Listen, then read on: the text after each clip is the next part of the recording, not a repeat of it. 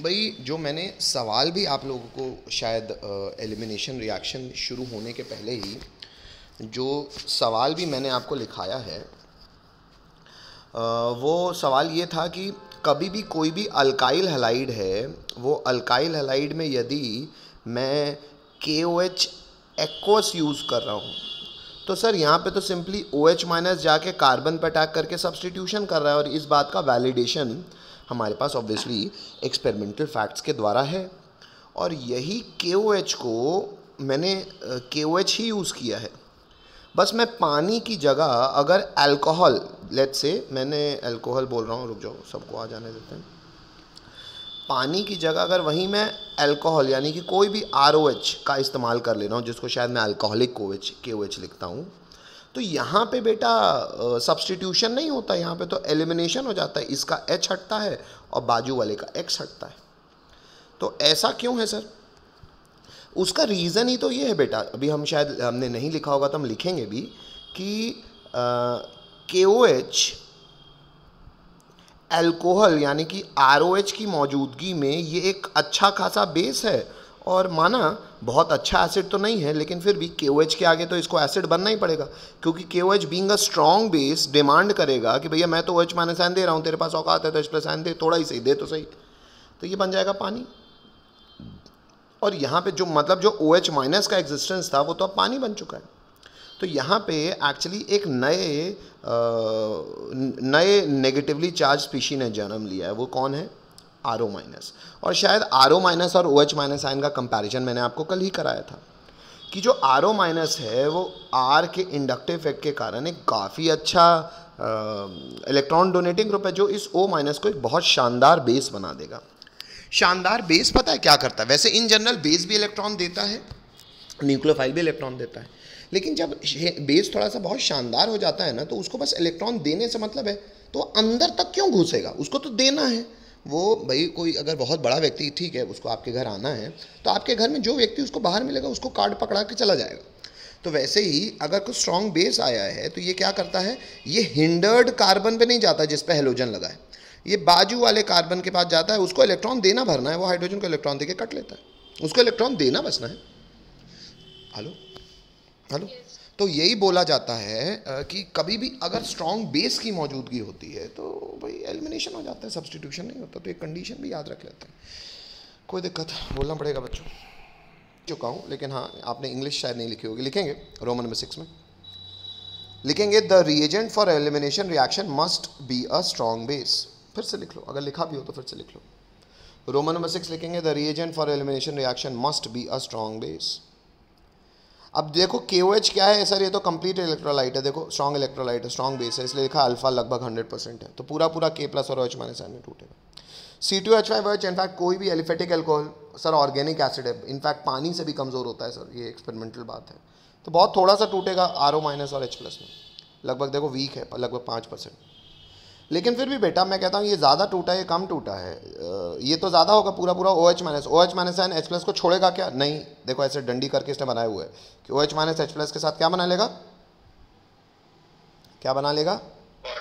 पानी। और जैसे ही पानी बनेगा मैं कहता हूँ थोड़े ही H प्लस आयन थे, वो H प्लस आयन निकल लेंगे तो भले ये वीक इलेक्ट्रोलाइट है, इसके इक्विलिब्रियम को ये दिखेगा कि भले थोड़े ही प्रोडक्ट थे लेकिन प्रोडक्ट खत्म हो गए तो ये इनर्शिया लगाएगा, जिसको ली शैटलियर प्रिंसिपल समझाता है। ली शैटलियर प्रिंसिपल कहेगा कि भैया प्रोडक्ट खत्म हो गए, इसको अपोज कैसे करोगे? प्रोडक्ट और बनाओ, तो धीरे धीरे करके और टूटता जाएगा। मान लो धीरे, ये तो मान लो पूरे थे, तो ये पूरे H प्लस को लेते जाएंगे, जैसे थोड़ा करके ये अल्टीमेटली C2H5O माइनस पूरा टूट जाएगा। तो ऐसा कहते हैं कि स्ट्रॉन्ग इलेक्ट्रोलाइट की मौजूदगी में वीक इलेक्ट्रोलाइट ना भी चाहे फिर भी उसको टूटना पड़ जाता है अगर ऐसा कुछ पैरेलल रिएक्शन हो जाए। फिलहाल पैरेलल रिएक्शन क्या है? OH minus and H plus के साथ मिलकर पानी बना रहा है। बात समझ में आ रही है? बोलना पड़ेगा। yes, तो जैसे पानी बना बच्चों, मेरे पास बच क्या गया? C2H5O माइनस और K प्लस, जिसको मैंने साथ में दिखा दिया है, और यही तो स्ट्रॉन्ग बेस है। लेकिन लिखने का तरीका क्या है? C2H5O माइनस ये बना कब था? In presence of ethanol. Hello, इसलिए लिखने का ये भी तरीका है, ये सॉल्वेंट की तरह काम किया। हेलो yes, बस बेटा लिखो। एलिमिनेशन आपने केवल E2 बताया है, सब्सटीट्यूशन SN1 SN2 दोनों बताया, तो कैसा E1 नहीं होता क्या सर? होता है बेटा। तो सर हमको क्या जेई बोर्ड तक जरूरी नहीं है क्या? है बेटा, लेकिन क्यों नहीं बता रहे सर? क्योंकि बेटा अल्काइल हैलाइड ना इन जनरल SN2 से ही काम करता है, सॉरी E2 से ही एलिमिनेशन दिखाता है इन जनरल। सर तो E1 से क्या होगा बेटा? E1 एक्चुअली हमारे बोर्ड के सिलेबस में ही है। E1 से एलिमिनेशन जनरली अल्कोहल शो करते हैं। क्यों? मैं चर्चा करूंगा अल्कोहल के चैप्टर में, पर फिलहाल आपको एक बात ज़रूर बता दे रहा हूं कि एलिमिनेशन 1 यानी कि E1 के हिसाब से भी अल्काइल हैलाइड्स एलिमिनेट करते हैं, बट वेरी रेयर। तो इन जनरल वो बीटा एलिमिनेशन ही होता है उनमें, इसलिए मैंने फिलहाल यहाँ पे, मैंने क्या मतलब NCERT फिलहाल यहाँ पे उल्लेख केवल E2 का करती है। पर हाँ ये भी है कि कुछ अल्काइल हैलाइड E1 से भी एलिमिनेट होते हैं, जिसके बारे में चर्चा उचित समय में आपके साथ हो जाएगी। आगे बढ़ रहा हूँ फिलहाल बच्चों, नेक्स्ट आगे बढ़ रहे हैं। कैपिटल बी, रिएक्शन क्रमांक कैपिटल बी भी समाप्त होता है, रिएक्शन क्रमांक कैपिटल सी की ओर बढ़ेंगे। कैपिटल सी की हेडिंग डालेंगे बच्चों, हेडिंग है रिएक्शन विथ मेटल्स। अगर आपको याद हो मैंने 3 वर्टिकल बनाए थे, एलिमिनेशन, सब्सटीट्यूशन और रिएक्शन विथ मेटल। तीसरे वर्टिकल में आ गया रिएक्शन विथ मेटल। बच्चों स्टार्टिंग पहले इंट्रोडक्टरी इंग्लिश लिख देंगे, लिखेंगे बोथ RX एंड ARX मतलब एरोमेटिक X मतलब aryl halide react with metals in the same manner। अच्छा वो तो उसने नीचे नाम लिखा हुआ है बेटा उसका, ये जो लिखा है ना RX का नाम लिखा है उसने alkyl halide, aromatic ARX aromatic X aryl halide, उसने नाम लिखा हुआ है। कहने का अर्थ है कि सर वैसे तो आपने कहा था अल्काइल और अराइल हैलाइड्स के रिएक्शन अलग अलग होंगे, यहाँ पे सेम क्यों बेटा? मेटल के साथ सेम होगा। क्यों सर वैसे अलग क्यों होंगे, मेटल के साथ क्यों सेम होगा? उसकी भी चर्चा करूंगा जैसे ही अराइल हैलाइड शुरू होगा। वैसे बहुत नई बात नहीं है आपको, अराइल हैलाइड में बच्चों रेजोनेंस लग जाता है, तो रेजोनेंस से ना C बॉन्ड X टूटता नहीं है नॉर्मली। मेटल के केस में ऐसे ही एक्सट्रीम रिएक्शन होते हैं। क्यों?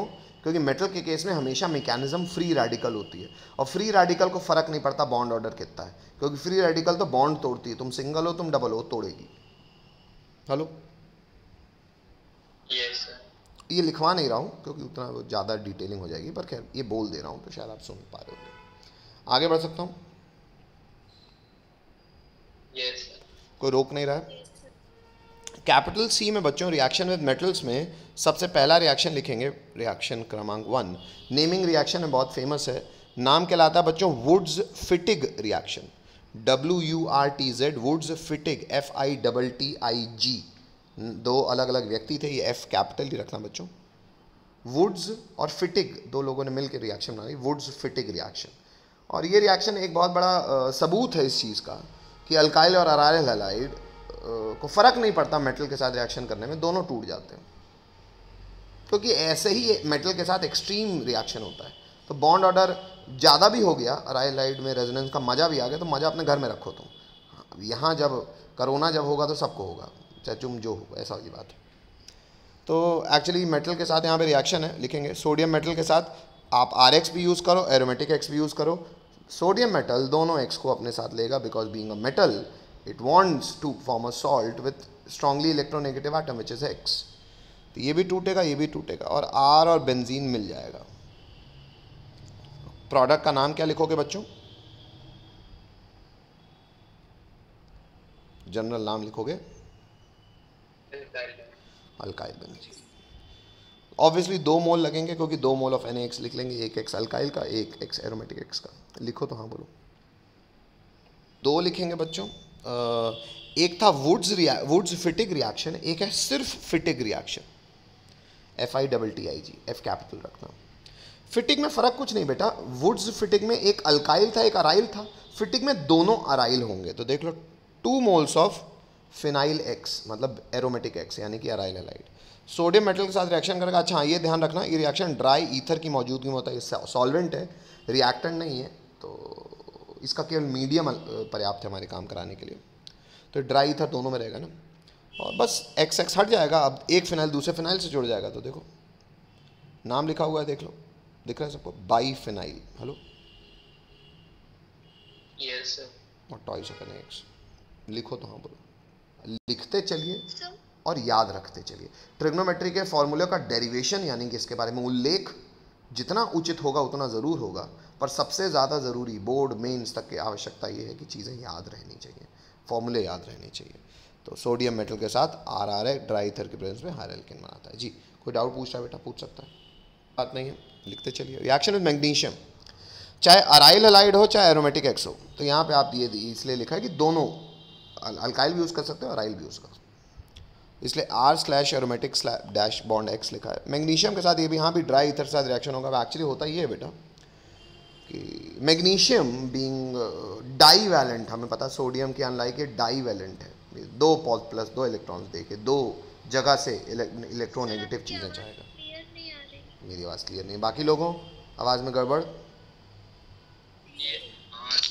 Yes sir. चलो बेटा, मीटिंग। मैग्नीशियम डाई वैलेंट है, मतलब 2 प्लस, इसको 2 इलेक्ट्रोनेगेटिव चीज़ों की आवश्यकता है।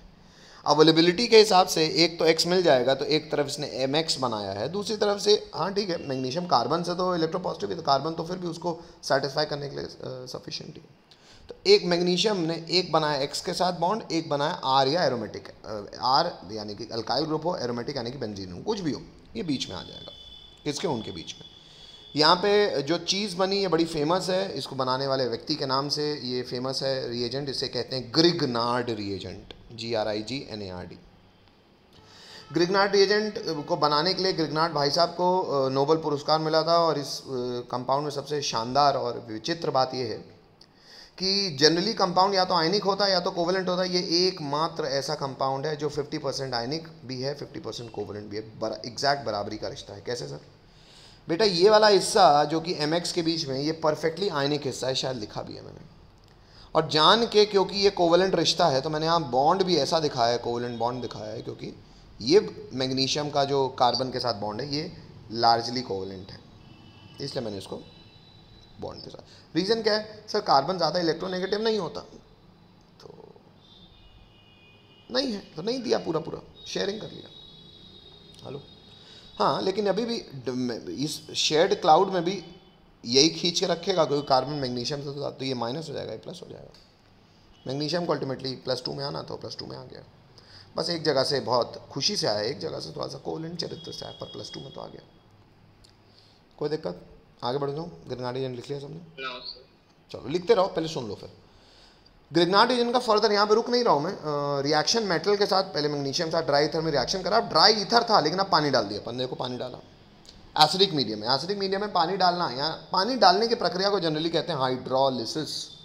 जब पानी केवल ऐसा फिजिकली नहीं डाला है, क्या पानी केमिकली रिएक्शन करेगा। कैसे करेगा सर? सब जानते हैं पानी में ऑक्सीजन में लोन पेयर होता है। अच्छा, उससे क्या होगा सर? लोन पेयर बेटा यहाँ पे पॉजिटिविटी को पकड़ेगा। पॉजिटिविटी किसके पास है? यहाँ पे मैग्नीशियम पास +2। पानी के लोन पेयर जब यहाँ अटैक करेंगे बच्चों, तो पानी लग गया, पानी का ऑक्सीजन इलेक्ट्रॉन देगा, फिर हाइड्रोजन से ले लेगा, तो H+ रिलीज करेगा। वो H+ किसके पास चला जाएगा? R या एरोमेटिक R के पास, मतलब R या बेंजीन रिंग के पास। तो अल्टीमेटली मैं तो कार्बन कंपाउंड में इंटरेस्टेड हूँ, मैं तो ऑर्गेनिक केमिस्ट्री पढ़ रहा हूँ, तो मेरे लिए कंपाउंड क्या होगा? पहले बाय प्रोडक्ट देख लो, MgX और साथ में आ गया OH, और R था या एरोमेटिक था, उसके साथ लग गया H, मतलब कंपाउंड क्या बना बेटा? हाइड्रोकार्बन बना। हेलो हेलो, हाइड्रोकार्बन इसलिए लिखा है क्योंकि बेंजीन भी बन सकता है और अल्केन भी, कोई भी अल्केन भी बन सकता है अगर R सैचुरेटेड है तो। हेलो, ऑब्वियसली अल्काइल हैलाइड लिख रहा हूँ तो R तो सैचुरेटेड ही मानूंगा। हेलो, बोलना पड़ेगा। जेई ऑब्वियसली सारे नोटों में जेई लिखना। नोट 1 बोल सकता हूँ? यस। अब बेटा सबसे पहले ड्राई ईथर की प्रेजेंस क्यों ज़रूरी है, ये जानकारी आपको दे दूँ। बच्चों, जो भी ऊपर के रिएक्शंस थे उसमें ड्राई ईथर लिख भी सकते हैं आप लोग। ड्राई ईथर इज या must be the solvent as metal may react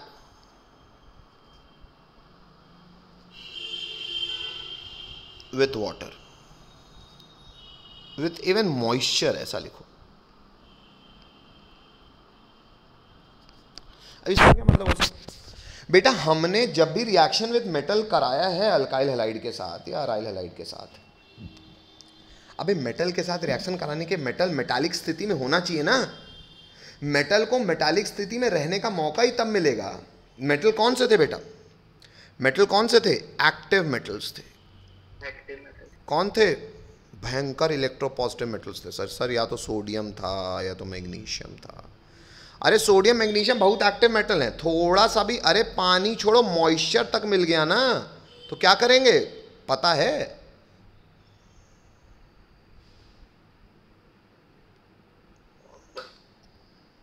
अरे तो मेटल बचा ही नहीं, मेटल सॉल्ट बना लेगा। अल्काइल हाइड बेचारा कोवेलेंट कंपाउंड है, वो देखता रह जाएगा। हेलो, क्योंकि मेरे को तो मैं गया, मैं पूछा भी नहीं। Hello hello, yes sir. नहीं समझे? छापो। नेक्स्ट, अभी नोट 1 खत्म नहीं हुआ। Also presence of organic solvent will shift the equilibrium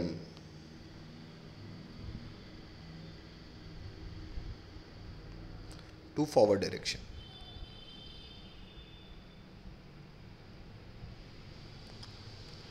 मैं घसीटा लिख रहा हूँ क्योंकि बस मेरे को आपको ये बताते रहना है कि क्या लिखना है आपको, बाकी इंग्लिश स्पेलिंग तो आती है आपको। ये क्या लिखा दिया सर? लिखा ये दिया कि ड्राई ईथर यानी कि एक ऑर्गेनिक सॉल्वेंट की मौजूदगी, हमको पता है सर हर रिएक्शन इक्विलिब्रियम में होता है, तो प्रोडक्ट की प्रतिशत बढ़ाने के लिए ली चैटलियर का तो चोला हम पकड़े ही रहेंगे।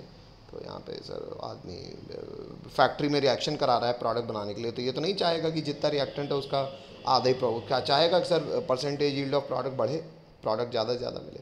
तो एक्चुअली ड्राई ईथर उसमें मदद करता है, इक्विलिब्रियम को फॉरवर्ड शिफ्ट करता है, ज़्यादा से ज़्यादा अल्काइल हाइड मिलता है। कैसे प्रोडक्ट फॉरवर्ड शिफ्ट हो जाता है सर? आइए वो भी समझा देता हूँ। इतना हो गया सबका? बेटा अगर आपने गौर किया हो तो अल्काइल हैलाइड हो या एरोमेटिक हैलाइड हो, जो भी हो, जो भी मेरा कोवेलेंट कंपाउंड था वो चाहे मेटल जो भी हो, सोडियम हो मैग्नीशियम हो, वो मेटल के साथ जब रिएक्शन करता, हमें पता है सर रिएक्शन तो इक्विलिब्रियम में ही जाती है। तो ये यहाँ आप कैसे कह रहे हो कि बहुत ज़्यादा फॉरवर्ड जा रही है? मैं इसलिए कह रहा हूँ कि यहाँ पे मेरा प्रोडक्ट क्या बन रहा था? अल्केन। वो हायर हो सकता है, वो जैसा भी हो सकता है, अल्केन ही बनना है, आर और आर मिलना है। और अल्केन के अलावा जो बाय प्रोडक्ट बनना है वो क्या बनना है बच्चों? मेटल का एक्स यानी कि मेटल हैलाइड। मानते हो? Yes sir. बेटा मेटल हैलाइड कैसा कंपाउंड है? आयनिक की कोवेलेंट? आयनिक। आयनिक। ये कैसा सॉल्वेंट में घुलेगा? पोलर। नॉन पोलर सॉल्वेंट की मौजूदगी इसको सरे से नकार देगी। तो ये बेचारा पता क्या करके निकल आएगा? ड्राई ईथर की मौजूदगी में प्रेसिपिटेट।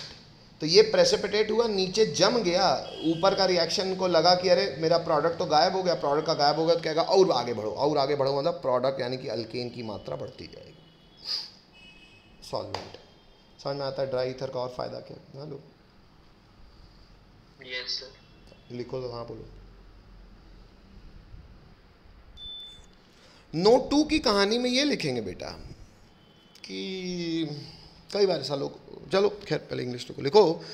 Mechanism with metals. कभी भी मेटल का आप इस्तेमाल देखोगे ना, इज़ ऑलवेज, बेटा केमिस्ट्री में, साइंस में खास तौर पे, ऑलवेज बहुत कम लिखता हूँ मैं, तो बहुत कम देखा भी हूँ, लिखता भी हूँ। Mechanism with metals is always free radical.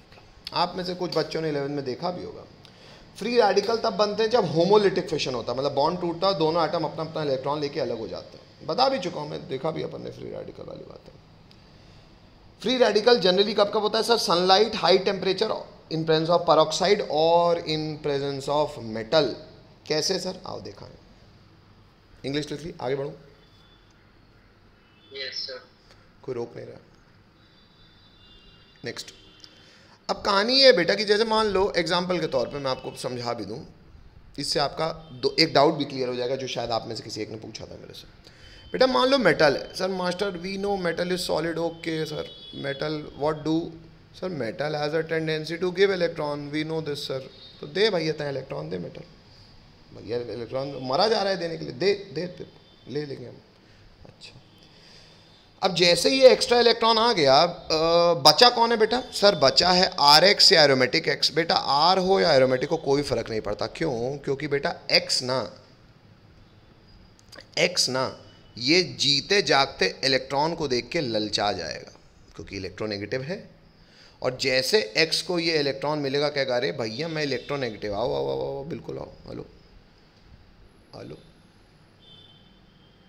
Yes sir. और वो भाई ये बॉन्ड कैसे टूटा सर?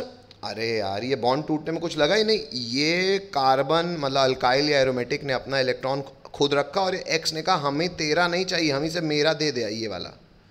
क्यों?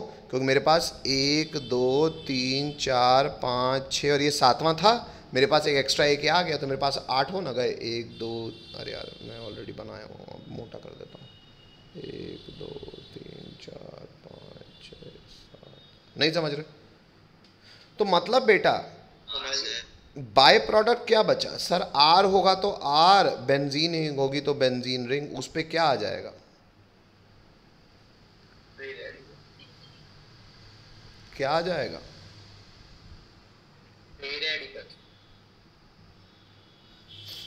छापो तो, हाँ बोलो। चलो भैया। बच्चों एक सवाल आया था, ये नोट 2 कंटिन्यूशन में, तो नोट 2 में ही आगे ही लिखेगा, आप लोग लिखेंगे एग्जाम्पल करके। अब मान लो क्योंकि आपको मैकेनिज्म पता है, तो अब आप मुझे इस चीज़ का जवाब देंगे। क्या बेटा? मान लो CH3Br है प्लस C2H5Br,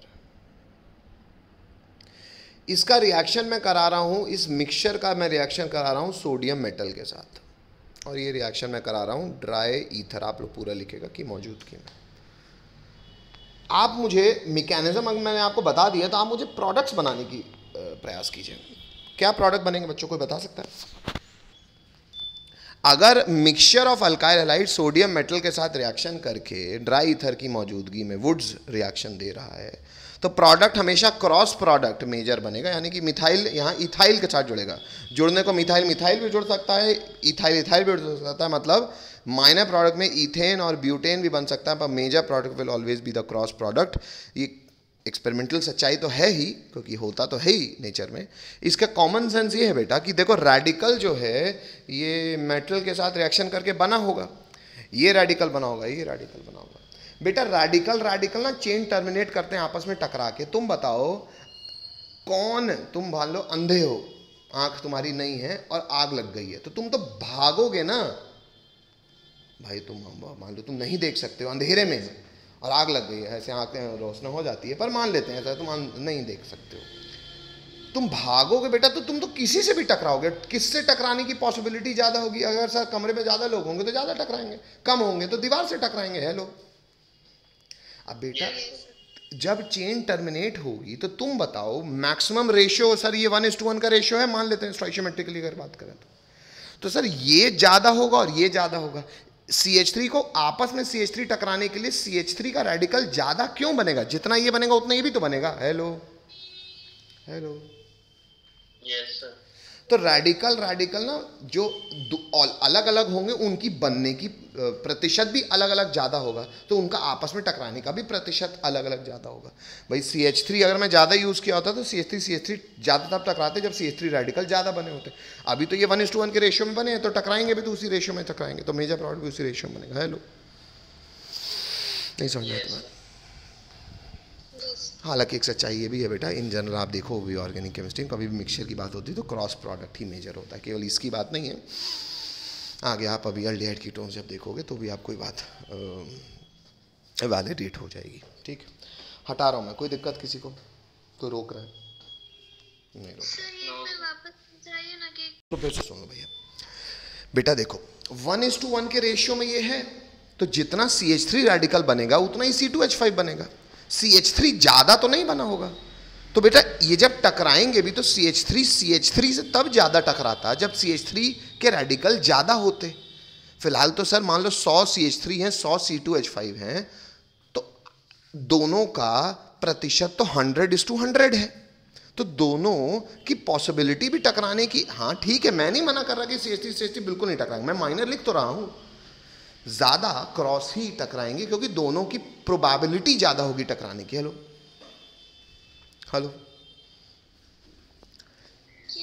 भाई, अगर एक CH3 मान लो 100 CH3 बने और 100 इथाइल बने, एक CH3 आया, तो अब एक CH3 को कह गए CH3 धरा, तो मैथ्स लगाओ प्रोबेबिलिटी, एक CH3 को टकराने के लिए अब कितने CH3 बचे? 99। लेकिन इथाइल कितने बचे? 100। तुम बताओ क्या पॉसिबिलिटी ज़्यादा है, 100 से टकराने की 99 से? हेलो,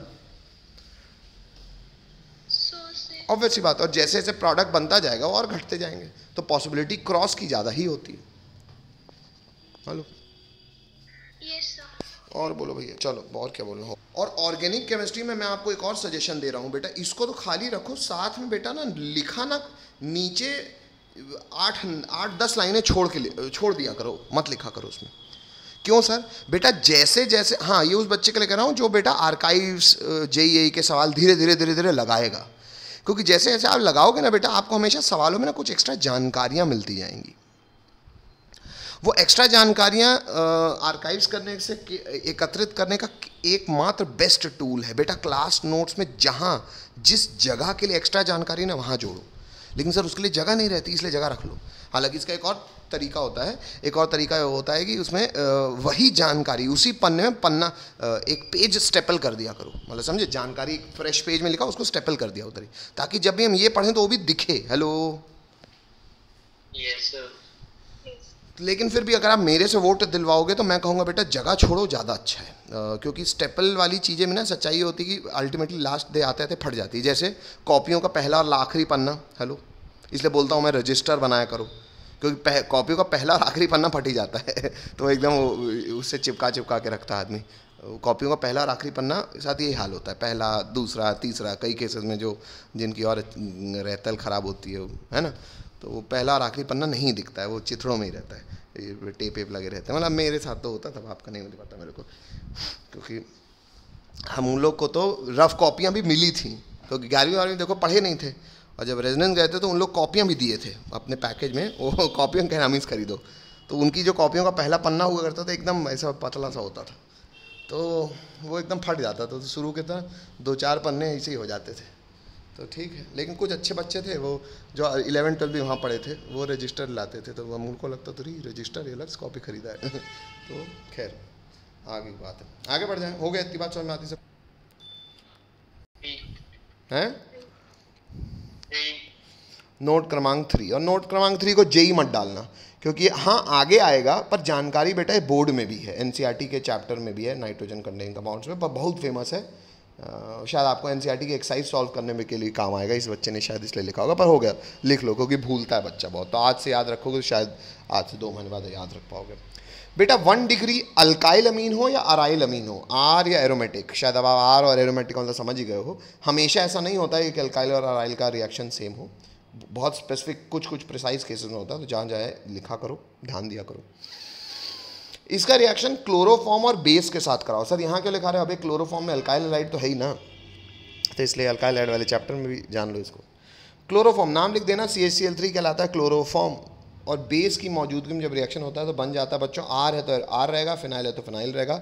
ये सिंगल बॉन्ड N ये नहीं टूटता, शायद इसलिए अल्काइल हो या एरोमेटिक को फ़र्क नहीं पड़ रहा, क्योंकि N बॉन्ड कार्बन है, टूट ही नहीं रहा है, तो अल्काइल है या बॉन्ड और ज़्यादा फ़र्क नहीं पड़ेगा। देखो N अभी भी वही है, बस जो H के साथ जुड़ा था वो डबल बॉन्ड C और कोऑर्डिनेट बॉन्ड C है, यानी कि ये आइसोसाइनाइड बन गया। आइसोसाइनाइड की एक प्रॉपर्टी ये होती है बच्चों, फिजिकल प्रॉपर्टी है कि बांस मारता है, तो लिखा है फाउल स्मेलिंग कंपाउंड। तो एक्चुअली टेस्ट है, किसका टेस्ट है? अबे 1 डिग्री अमीन का, अमीन चाहे एलिफेटिक हो चाहे एरोमेटिक हो, अगर गिवन ऑर्गेनिक कंपाउंड अमीन है, ये कैसे चेक करोगे? बदबू सूंघ के। बदबू कैसे आएगी? क्लोरोफॉर्म और बेस डाल के। हेलो हेलो, यस लिखा है टेस्ट फॉर 1 डिग्री अमीन, लिखो तो हाँ बोलो। सब्सटीट्यूशन बाय न्यूक्लियोफाइल यानी कि SN रिएक्शन। मतलब सर अराइल हैलाइड भी एसएन रिएक्शन देता है? हाँ देता है बेटा, पर अल्काइल जैसे नहीं। तो पहले खैर रिएक्शन देता है तो केमिकल प्रॉपर्टी में तो लिखना ही पड़ेगा। लेकिन एसएन रिएक्शन पढ़ने के पहले सबसे पहला लिखेंगे पॉइंट नंबर 1, इंग्लिश लिखा रहा हूँ, ऊपर का लिख लिया होगा शायद सबने हेडिंग। इंग्लिश लिखेंगे बच्चों। पॉइंट नंबर 1 लिखेंगे, aryl halides do not show और शो वेरी लेस और extremely less reactive towards SN reaction. यह अच्छी इंग्लिश नहीं लग रही, मैं वो फिर से देख रहा हूँ। Aryl halide do not show और आर एक्सट्रीमली, ये सब नहीं है, ऐसे लिखो, और are extremely less reactive towards SN reaction. हाँ ये अच्छा है, as compare to alkyl halide due to the following reasons. ठीक है, इंग्लिश लिखो तो हाँ बोलो। मैं समझाते हुए भी आपको ये लिखवा रहा हूं कि अराइल हैलाइड या तो नहीं दिखाते, ये भी कह सकते हो। हाँ सच्चाई ये है कि बहुत कम रिएक्टिव होते हैं, इसलिए और करके लिखा है, और एक्सट्रीमली लेस रिएक्टिव। किसके टूवर्ड्स? एसएन रिएक्शन के लिए। किसके कंपैरिजन में? अल्काइल आरएक्स के कंपैरिजन में। क्यों? निम्नलिखित कारणों की वजह से। आइए निम्नलिखित कारण देखें। इंग्लिश लिखो तो हाँ बोलो। Roman number 1, resonance effect.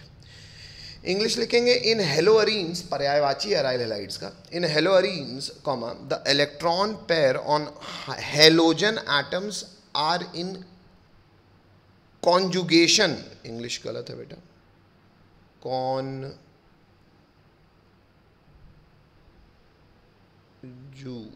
conjugation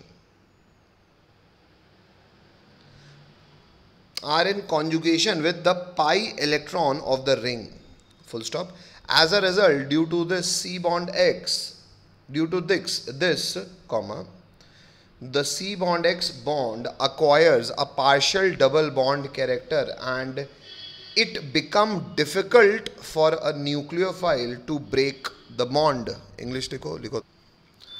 ये है बेटा मेरा बेंजीन रिंग और उसमें लगा हुआ हेलोजन जिसमें 3 लोन पेयर है।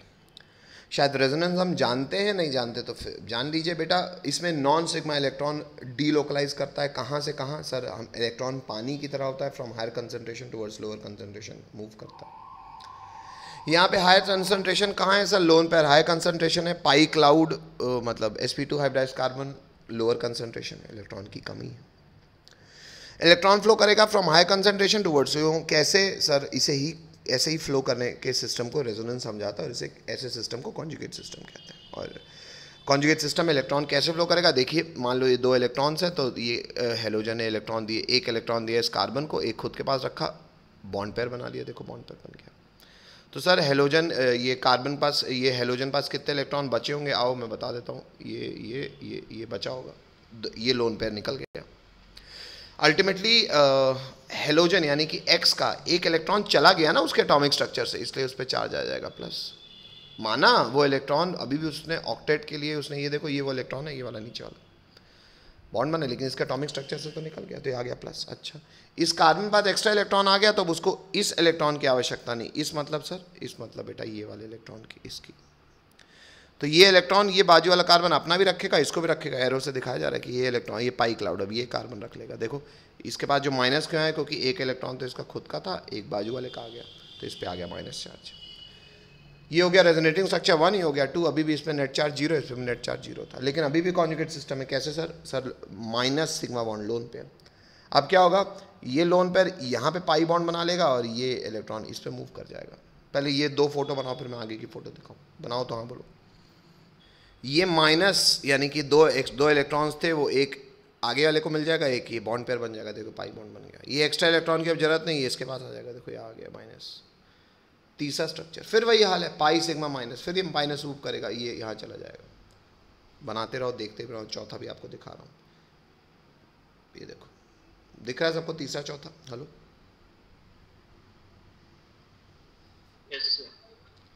चौथे पे देख लो, दोबारा ऑर्थो पे माइनस आ गया, उसका ऑर्थो पे माइनस फिर वापस जाएगा ऊपर, और हेलोजन अपना इलेक्ट्रॉन खींच लेगा।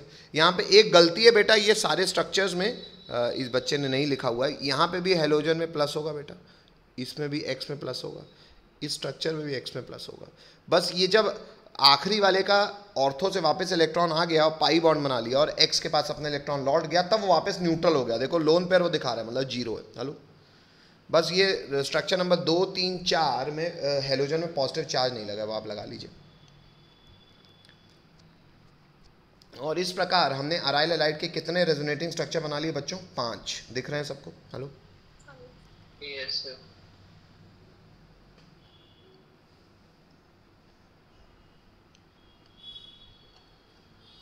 आगे बढ़ जाऊं?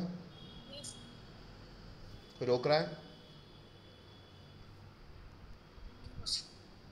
बेटा आवाज नहीं है मुझे। कोई रोक रहा है? नहीं, चलो। अब बच्चों गौर करने की बात यह है कि अगर आप यहाँ पे नॉर्मल अल्काइल हैलाइड ऑब्जर्व करो तो नॉर्मल अल्काइल हैलाइड में क्या होता है सर? C बॉन्ड X होता है, तो बॉन्ड ऑर्डर 1 होता है, बॉन्ड टूट जाता होगा। यहाँ पे अगर आप बॉन्ड ऑर्डर निकालो बच्चों तो हमें पता है सर एवरेज बॉन्ड ऑर्डर कैसे निकालते हैं? जितने रेजोनेटिंग स्ट्रक्चर है कितने हैं? 5। सब में बताओ। C बॉन्ड X, पहले वाले में बॉन्ड ऑर्डर क्या है? C बॉन्ड X का 1, दूसरे वाले में क्या है? 2, तीसरे वाले में क्या है? 2, चौथे वाले में क्या है? 2, पांचवे वाले में क्या है? 1/5। तो बेटा बॉन्ड ऑर्डर आप निकालोगे, हालांकि निकालने की जरूरत नहीं, पर भी एक आपके लिए समझ है। ये बॉन्ड ऑर्डर लगभग कितना आंसर आएगा बच्चों? 2, 2, 4, 2, 6, 7, 8, 8/5 मतलब 1.6। तो बेटा क्योंकि बॉन्ड ऑर्डर अप्रॉक्सीमेटली बढ़ गया, इसे डबल भी नहीं कह सकते, सिंगल भी नहीं कह सकते, इसलिए इंग्लिश में मैंने इसको लिखा partial double bond character. Sir बंधन तो मजबूत हो गया ना? हाँ बेटा। सर तो जो नॉर्मली न्यूक्लियोफाइल तोड़ लेता था C बॉन्ड X, नहीं तोड़ पाएगा ना? नहीं बेटा। हेलो, ये reason, one of the reason कि क्यों अराइल हैलाइड अल्काइल हैलाइड के बराबर SN रिएक्शन नहीं देते। पुअर रिएक्टिविटी है इनकी अल्काइल हैलाइड के कंपैरिजन। लिखो तो हाँ बोलो।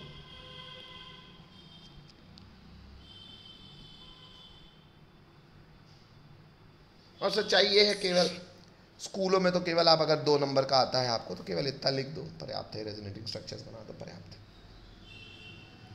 हटा दो। नेक्स्ट, इसको फोटो कंक्लूड कर लो। 5 रेजोनेटिंग स्ट्रक्चर से हम क्या प्रेडिक्ट कर सकते हैं? Average resonance hybrid. जो क्या प्रेडिक्शन कह रहा है कि सर देखो, एक तो बेंजीन रिंग है, ऊपर से जो हेलोजन है ना वो एक बॉन्ड तो है, दूसरा देखो डॉट डॉट डॉट करके उसने बनाया है डबल, तो ये हो गया partial double bond character. Bond order निकाला भी है, बच्चे इसने 4 के हिसाब से निकाला। नहीं बेटा ये कहानी गड़बड़ है, ये मत ही निकालो। आपने जो लिखा है वो ज़्यादा उचित है।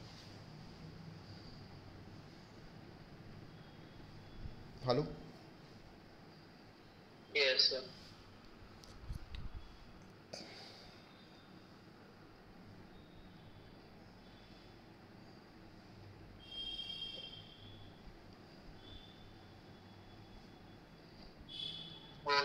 नेक्स्ट, रुक गया बेटा। रीजन क्रमांक रोमन नंबर 2 लिखेंगे। रोमन नंबर 1 हो गया, उतना ही पर्याप्त है बोर्ड के लिए, फिर भी कुछ एक्स्ट्रा बातें पता होनी चाहिए। रोमन 2 लिखेंगे द इनस्टेबिलिटी ऑफ फिनाइल कार्बोक्राइन। मतलब कहने का अर्थ ये है कि चलो सर पार्शियल डबल बॉन्ड है, मेहनत लगती है सर, तो वैसे भी हमने SN1 में देखा तो है C बॉन्ड X का टूटना बहुत स्लो प्रोसेस है, तो सर स्लो ही सही टूट जाए, कार्बोकैटायन बन जाए। नहीं, कार्बोकैटायन भी नहीं बनेगा। क्यों? क्योंकि कम स्टेबल छोड़ो, अनस्टेबल है। लिखा है द इनस्टेबिलिटी ऑफ फिनाइल कार्बोक्राइन। क्यों सर अनस्टेबल है? अरे यार जो नॉर्मल C बॉन्ड X है ना, ये ऑलरेडी sp2 हाइब्रिडाइज्ड है, इलेक्ट्रॉन का भूखा, और उससे इलेक्ट्रॉन ले जाओगे तो विरोध ना कर देगा। तो लिखा है sp2 hybridised carbon atom is electronegative. तो जो इलेक्ट्रोनेगेटिव है उससे इलेक्ट्रॉन लेके उस पर प्लस लाओगे तो थोड़ी मानेगा। तो कम स्टेबल छोड़ो, unstable, instability of phenyl carbocation. Hello, SN1 भी नहीं हो सकता। तो करना जो भी आपको मैं कहता हूँ rarest of the rare case में भी करोगे तो मैक्सिमम आप पॉसिबिलिटी क्या होगी? SN2 सही करने की। तो अगर SN2 सही होना है तो अभी एक और दिक्कत आएगी। क्या? देखते हैं। इतना लिख लिया सबने? Yes sir. Next, Roman number 3 भी सामने ही है, लिखेंगे the electron rich nucleophile. The electron rich nucleophile is less likely to approach electron rich benzene ring. ऐसे बोल लिखो, इलेक्ट्रॉन रिच बेंजीन रिंग। कहने का मतलब अरे सर न्यूक्लियोफाइल जो कार्बन की पॉजिटिविटी के लिए आ रहा है वो खुद भी है तो माइनस का क्लाउड, और बेंजीन रिंग खुद ऊपर नीचे घिरी है पाई क्लाउड से, तो माइनस माइनस तो मेरे ज़माने में रिपेल करता था, आज भी करता है क्या? हाँ सर। तो वो एक डेल्टा पॉजिटिविटी के चक्कर में क्या न्यूक्लियोफाइल इतना मोटिवेटेड होगा कि वो थोड़ी सी पॉजिटिविटी के लिए इतने ज़्यादा विरोध को सह जाए? हेलो भाई, अगर आपको पता हो कि जेईई निकाल के बढ़िया 4,000 की नौकरी लगती है तो आप मेहनत नहीं करोगे, because you will not be so much motivated master delta थोड़ा सा पैसा। हेलो, यस तो उससे अच्छा सर हम बढ़िया कुछ और कर लें। तो वही वाली बात है कि इतनी थोड़ी सी पॉजिटिविटी के पीछे न्यूक्लियोफाइल मोटिवेटेड ही नहीं फील करता कि इतना मेहनत क्या करे न्यूक्लियोफाइल का, बेंजीन का रिपल्सन ये वो, तो कहता है ऐसे ऐसे करो, हम नहीं जाते।